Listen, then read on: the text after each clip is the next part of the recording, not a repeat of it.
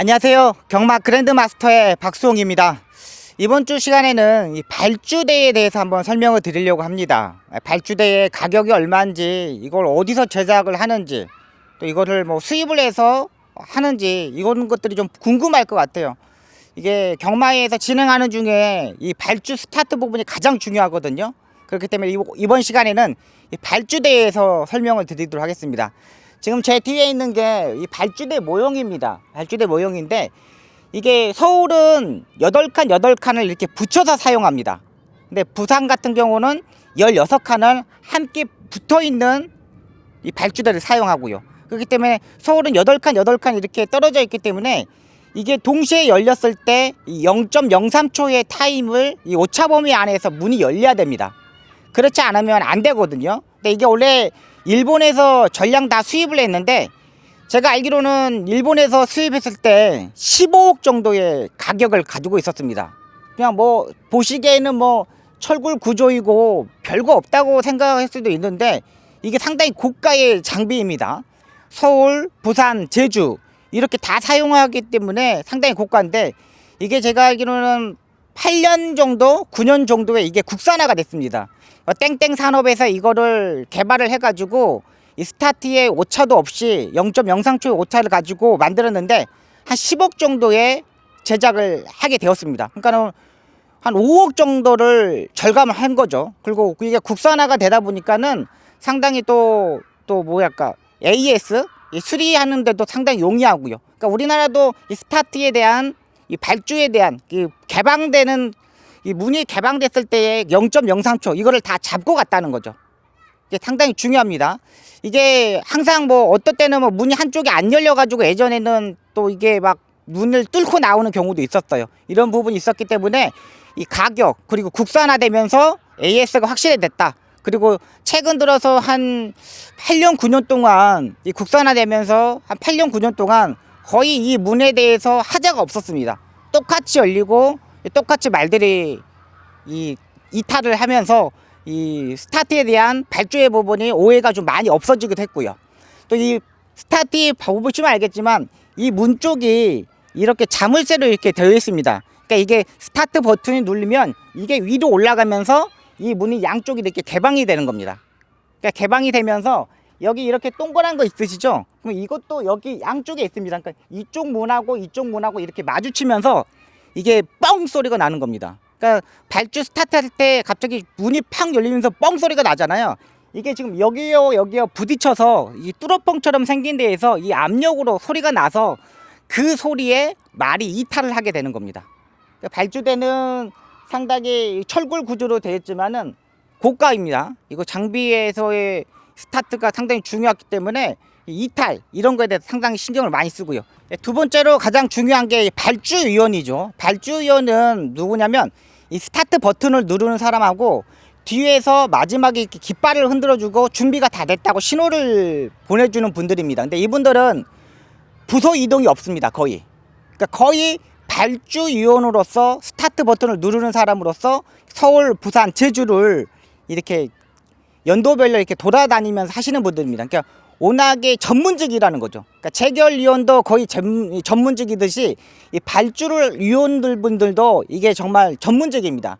이 발주위원의 중요한 게 뭐냐면 이 마지막 말이 들어가면은 이 발주위원이 준비 그럽니다. 그리고 하나, 둘, 셋에 스타트를 누르는 분이 있고, 준비하고 하나, 둘에 스타트를 누르는 분들이 있어요. 그러니까 이걸 알고 기수들이 또 말을 스타트 안에서 추진을 하는 거죠. 그러니까 문이 열리기 전에 그 박사에 맞춰서 밀어나가는 기수들도 있고, 문이 열렸을 때 그걸 알고 밀어가는 기수들도 있고요. 그러니까 스타트를 잘 받는 기수들은 준비하고 문이 열리기 전에 미리 어깨 채찍을 때리고 추진하는 기수들이 있습니다. 이런 기수들이 다른 기수들보다 스타트가 빠를 수밖에 없죠. 근데 이것도 좀 단점이 뭐냐면 너무 빨리 밀었을 때 앞다리가 꼬여가지고 낙마를 할 수 있다는 거예요. 그러니까 이 타임을 잘 잡을 수 있는 기수들을 찾아야 되고요. 이런 타임을 가질 수 있는 기수들이 문세영의 하만식 기수, 그 다음에 박태종 선배님, 이런 선배님들이 좀 잘 봤습니다. 특히 하만식 기수나 문세영 기수, 박태종 기수 선배님 같은 경우는 발주대 안에서 이 네 다리를 똑바로 세워놓게끔 정확히 세웁니다. 그러니까 네 다리가 똑바로 타 보면 네 다리가 똑바로 서 있는지 안 서 있는지 알고도 있거든요. 그런 기수, 이 문세영 기수나 하만식 교수, 박태중 선배님들은 거의 똑바로 안 서 있으면 발주대 안에서 이렇게 움직여서 말을 똑바로 세웁니다. 그만큼 앉아만 봐도 말이 어떻게 서 있는지를 알 수 있다는 거예요. 또 발주위원이 하는 이유는 뭐냐면은 발주대 진입 순서를 발주위원이 결정을 합니다. 그러니까 발주대 뒤에서 알바하시는 학생들이 이렇게 카메라로 직원분들이 이렇게 찍습니다. 말이 발주대 진입을 잘 하는지, 또 발주대 안에서 요동을 하는지, 기립을 하는지, 이거에 따라서 이 발주의 진입 순서가 금요일날 2시쯤에 발표를 합니다. 그러니까 발주대 안에서 순하고 발주대 뒤에서 윤승태 순했던 말들이 1차적으로 3마리 4마리 정도가 들어가고요. 그 다음에 까불고 진입이 안 됐던 말들, 또 뒤에 발을 씌우거나 이런 말들이 그 다음에 들어가고요. 마지막에는 뭐 안에 들어가지 못할 때 가면을 씌워가지고 눈가 다 씌워가지고 들어가는 말들이 이렇게 마지막에 들어갑니다. 그때도 제일 마지막에 들어간 말들은 기립하는 말들, 발주대 안에 들어가자마자 이렇게 기립하는 말들이 제일 마지막에 들어가자마자 스타트 버튼을 발주위원이 누르는 거고요. 그렇기 때문에 발주위원은 스타트 버튼을 누르는 것도 있지만 발주대에 진입하는 순서를 정하는 위원입니다. 네, 이번에는 발주 보조위원에 대해서 설명을 드리겠습니다. 발주 보조위원이 상당히 기수들하고 상당히 친근감이 되게 좋습니다. 왜 그러냐면 이 경주 중에 50% 이상이 발주 스타트에서 있잖아요. 스타트에 잘못돼 버리면은 그 경주는 완전히 깨져버립니다. 그러니까 발주 보조위원이 얼마만큼 자기 말을 편안하게 잡아주느냐에 따라서 마음 편하게 스타트를 할 수 있느냐 없느냐에 따라서 이 스타트가 좌우됩니다. 그러니까 제가 기수 때는 이 발주대 뒤에 이렇게 윤성하고 발주대 뒤에 가잖아요. 그럼 저는 발주 보조위원이 못 잡게 했습니다. 형 쉬어. 일단 안에 들어가서 그때나 형 잘 잡아줘. 이게 발주 보조위원들이 말을 끌고 이렇게 발주대 뒤에서 이렇게 돌잖아요. 이게 상당히 힘이 듭니다. 또 주로도 이게 상당히 이렇게 빠지기 때문에 상당히 이렇게 많이 돌아야 됩니다. 거의 발주대 뒤에서 한 6분, 7분 정도 빨리 오는 말들 같은 경우 6분, 7분 정도 돌고요.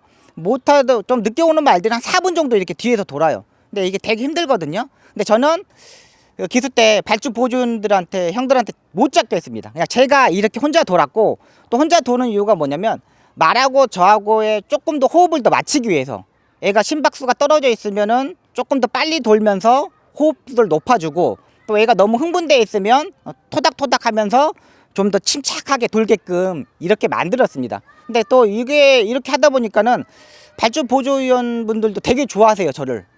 왜 그러냐면 얘는 그냥 혼자 다 하고 되게 농담도 잘하고 마음 풀어주고, 그러니까 제가 형들하고 막 농담하는 것도 이유가 뭐냐면 제 마음을 좀 침착하게 하기 위해서. 또 형들도 저한테 막 농담 던지면은 너 야 이거 뭐 꼭 우승해야지 뭐 이렇게 되면은 정말 이렇게 마음 편해지거든요. 근데 지금은 보니까는 옛날에 좀 그런 게 있어서 그런지 지금은 그 발주 보조위원이 이렇게 잡을 수 있는 말들이 정해져 있더라고요. 그러니까 발주 보조위원이 말들이 오면은 벌써 이 경주에 1번, 2번, 3번, 4번, 5번, 6번, 7번 이렇게 발주 보조위원들이 정해져 가지고 그 말을 잡게 됩니다. 또 이 뒤에 있지만은 제가 이게 시범을 보여드릴게요. 발주 보조위원들이 뒤에서 어떻게 했냐면은 이 발주 보조위원들이 이렇게 들어가면 정말 한 사람이 이렇게 들어갈 정도로 되게 작습니다. 그러니까 이쪽 발을 이렇게 빼놓고 오른발을 뒤로 빼요. 그리고 이렇게 고삐를 이렇게 잡고 이렇게 있는 겁니다. 그러니까 말이 안 까불면은 이렇게 잡고 있는 거고, 말이 까부면 이렇게 고삐를 이렇게 약간 이렇게 흔들어 주면서 말이 이렇게 다른데 기립하지 못하게 정신을 차리게 이렇게 만져주는 겁니다. 그러니까 이 자세로 이렇게 숙인 자세에서도 한 2분 정도 늦게는 뭐 3분 정도 있어야 되니까 자세가 상당히 힘들죠.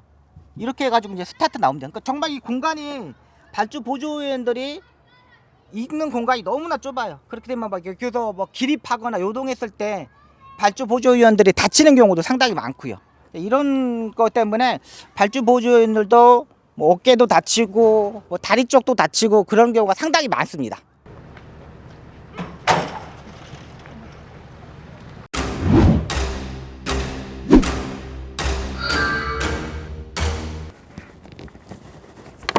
이게 지금 스타트 벨트라는 거거든요. 이게 이게 지금 말이 목이 너무 커서 말이 모형 말아서 지금 그러는데, 이게 스타트 벨트입니다. 이게 스타트 벨트인데, 이게 뭐냐면 이거는 장구에서 부담 용량에 포함되지 않습니다.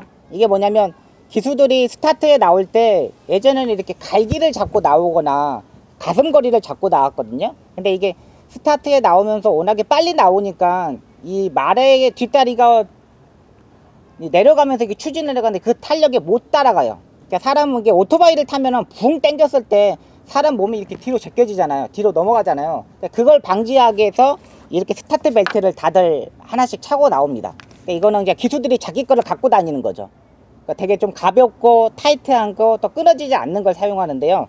이거를 이제 기수들이 사용할 때 뭐냐면 같이 이렇게 고삐를 잡습니다. 이거 스타트 벨트랑 이렇게 같이 잡고 이렇게 나오는 기수가 있고, 최보면 기수는 이렇게 한쪽으로 이 고삐를 잡고 이 손 한쪽으로 이 스타트 벨트를 잡고 이렇게 나옵니다. 스타트를. 그러니까 자세를 이렇게 잡고 있다가 준비 그러면 자세를 이렇게 숙인 다음에 이렇게 나와요.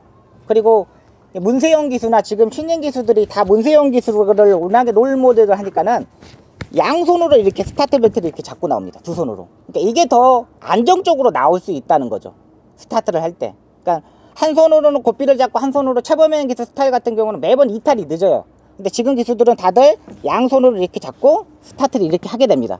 그렇기 때문에 이 첫 발을 발주에서 문이 열리고 개방되고 나서 첫 발을 정확히 잡아줄 수 있던 게 이 스타트 벨트의 활용법입니다. 그러니까 기수들이 다 이 스타트 벨트를 거의 다 자기 거를, 자기만의 거를 만들어서 하고요. 거의 이렇게 타이트하게 이 스타트 벨트를 묶습니다. 예, 그래서 하고요. 예전에 제가 최봉주 조교사님한테 배운 게 있는데요.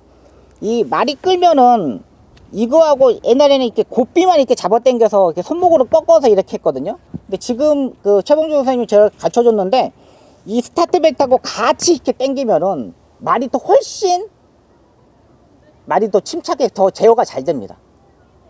정말 이게 지금 기수들이 이거를 알고 있을는지 모르겠는데, 지금 이렇게 하는 경주 중에 하는 기수들은 별로 없더라고. 제가 본 적이 없어요. 근데 이거를 제어를 할 때 이 고삐랑 이 스타트 벨트랑 같이 당기면 솔직히 이 목 있는데 여기 가슴 부위가 당기는 거거든요. 고삐랑 이렇게 같이 당기면 더 잘 당겨집니다. 그러니까 말이 좀 침착할 수도 있고요. 이런 거는 좀 선배님들이 좀 가르쳐 줬으면 좋겠어요. 후배 기수들한테. 여기 뒤에 발주대가 이렇게 설치되면 밑에 이렇게 바가 설치됩니다. 이 영상이 나갈 건데요.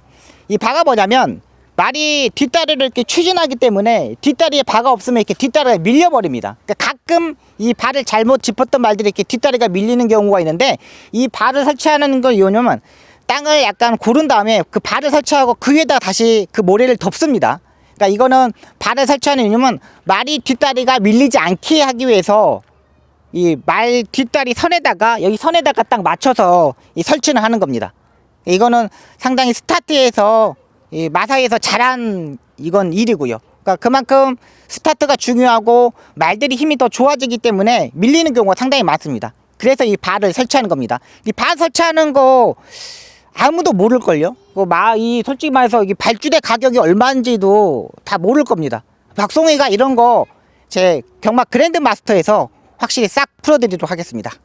네, 제가 기수 시절에 발주대에 있었던 에피소드를 한번 말씀드릴게요. 그러니까 신인 기수들이 이렇게 데뷔하고 나면은 이 발주대 뒤에서 이 거글 쓰는 거, 안경 쓰는 거를 다 잊어버립니다. 그러니까 너무나 긴장하고 막 이런 부분이 있기 때문에 발주대에 대해서 뭐 말 이렇게 보지, 뭐 등자 다시 한번 줄이지, 고삐 잘 했는지 보지, 그러다 보니까 발주대 안에 들어가면 자기가 안경 쓰는 걸 몰라요. 거글 썼는지 안 썼는지를. 이래가지고 나오면은 이게 처음에 나와가지고 자기가 선행을 못 가면은 따라갔을 때 이 맞이는 속도가, 이게 한번 발을 짚어가지고 이렇게 빼는 게 한 1톤 정도입니다. 그러니까 말이 이렇게 뒷발을 이렇게 한번 찼을 때 이 힘이 1톤이에요. 1톤. 1톤의 힘을 맞는 거예요. 한번 맞으면은. 그냥. 근데 이게 모래를 이렇게 맞는다는 거는 그냥 앞에서 그냥 사람이 모래를 이렇게 던지는 거 똑같아요. 맞았을 때. 그러니까 엄청 아프거든요. 그러니까 이걸 좀 선배들이 후배들한테 방지하기 위해서 주행검사 때 이걸 좀 많이 써먹습니다. 왜냐면 발주대 들어가면은 안경을 쓰고 있는데, 야, 너 안경 안 썼잖아. 그러면 자기도 이제 깜짝 놀라거든요. 그럼 안경 이렇게 하면 안경 이러면 쓰고 있는데도 안경 이렇게 찾고 그래요. 이제 안경 쓰고 있는 거 쓰고 있어 임마 그렇잖아 뭐 이러고 이런 얘기도 하고. 또 한 가지 있었던 에피소드가 뭐냐면, 지금도 선배님 중에 한 분인데, 제가 이제 경주 중에 이제 선배님이 선행, 그때는 제가 탔을 때는 뭐 선행이 가고 선입이 가고 이렇게 각질이 정해져 있었어요. 정해져 있었기 때문에 윤승하고 나 이제 그 대기실에서 A시장으로 이게 나가는 시간 동안 선배님한테 같이 이제 선행마니까 저는 선배님이 선행을 가면 전 따라가야겠다 생각을 갖고 선배님한테, 선배님 앞에 가요? 선행 가요? 그랬더니 물어봤더니 선배님이 씩 웃고 가는 거예요. 근데 또 A시장에서 돌았어요. 근데도 계속 A시장에서 저만 보고 웃고 있는 거예요. 윤승을 이렇게 주로 이렇게 나왔어요. 근데 선배님 갖고 선배님 어떡할 거예요? 그랬더니 선배님 그냥 또 웃는 거예요. 근데 이제 발주대 뒤에 갖고 저는 이제 포기하고 에이씨 내가 갈 거야 씨 생각하고 있는데, 발주대 이제 말이 다 들어가고 이제 옆에 칸이었는데 선배님 저를 보고 마지막 막 들어가니까 선배님이 야 나 선행 간다 딱 그러는 거예요. 야 그래가지고 그 순간 또 저도 이제 작전을 바꿔야 되니까 따라가면서 제가 우승했었던 기억이 있습니다. 네, 지금까지 이 발주대의 가격, 또 발주위원이 뭐 타는지, 발주 보조위원이 뭐 타는지, 또 기수들이 스타트를 어떻게 받는지에 대해서 설명을 드렸습니다. 이 좋은 내용으로 박송이가 이번 이 경마 그랜드 마스터를 유튜브 방송을 끌고 가겠고요. 이 내용이 좋다면 구독과 좋아요 부탁드리고요. 벌써 구독자분들이 2,000분이 넘었습니다. 확실히 박송이가 이 궁금했던 거 확실히 풀어드리도록 하겠습니다. 감사합니다.